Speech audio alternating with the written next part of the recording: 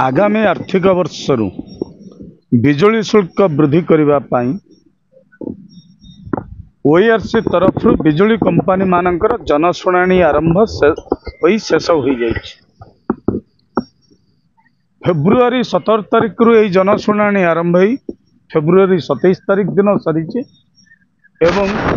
गत काली विद्युत उपदेष्टा महासंघर एक बैठक बसी शुल्क उपरे सविशेष निष्पत्ति ग्रहण करा जायछि जहाँ एपर्यंत सार्वजनीन करा जाई नाही। सेहिथिपाई बिजुली उपदेष्टा बोर्डर गतकालीर सभा को लक्ष्य रखी आज 2 तारिख दिन ओडिशा राज्य विद्युत उपभोक्ता महासंघ तरफ एक सर्वदलीय बैठक आहूत होइथिला।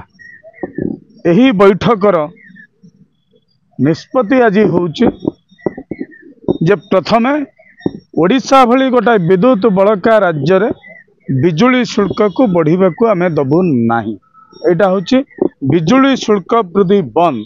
एटा होछि हमर प्रथम दाबी। हमर द्वितीय दाबी होछि टाटा पावर मीटर भलो थाउ बा खराब थाउ जबरदस्त जो स्मार्ट मीटर लगौछि स्मार्ट मीटर बातिल होछि हमर द्वितीय दाबी। तृतीय दाबी होछि सरकार जनसाधारण को जो प्रतिश्रुति देइथिले मागणा बिजुली 300 यूनिट पर्यंत देबो बोली से सरकार पाखरे उपभोक्ता महासंघ 300 यूनिट मागणा बिजुली दवा पई ता दाबी के ओहरउछि। पुणी थरे सरकार निज प्रतिश्रुति रक्षा करने को प्रतिश्रुति की आम मन पकड़ चतुर्थ दाबी हूँ आज बैठकर निष्पत्ति मु शुणु। चतुर्थ दाबी हूँ कृषि क्षेत्र को मागणा बिजुली सरकार जगई दियंतु एवं पंचम दाबी हूँ नुआ सरकार ओडिया भाषा रे ओडिशा शासन को कड़ाकड़ी नियम आपणईथिला बेले बिजुली कंपनी माने टाटा पावर ओडिया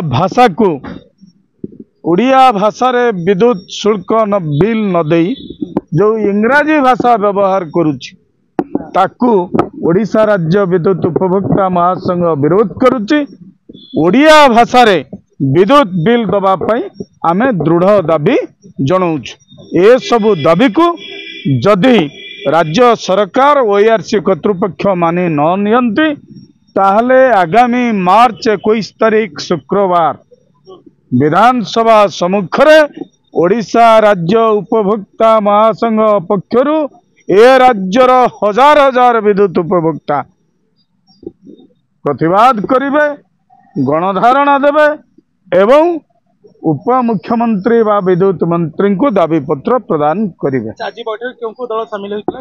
समस्त राजनैतिक दल एठी कांग्रेस अच्छी बीजेडी अच्छी सीपीआई अच्छी सीपीएम अच्छी सीपीआईएमएल अच्छी सीपीआईएमएल लिबरेशन अच्छी आरजेडी अच्छी एवं अन्यान्य दल जो माने नाहंती समाने मध्य हमको समर्थन जणाइछन्ते एवं आम उपभोक्ता महासंघर अध्यक्ष श्रीयुक्त पंचानन कानून अध्यक्षतार ए बैठक आज आहूत होई शेष होइछे। एई निष्पत्ति उपरे आमे कायम रहिछु।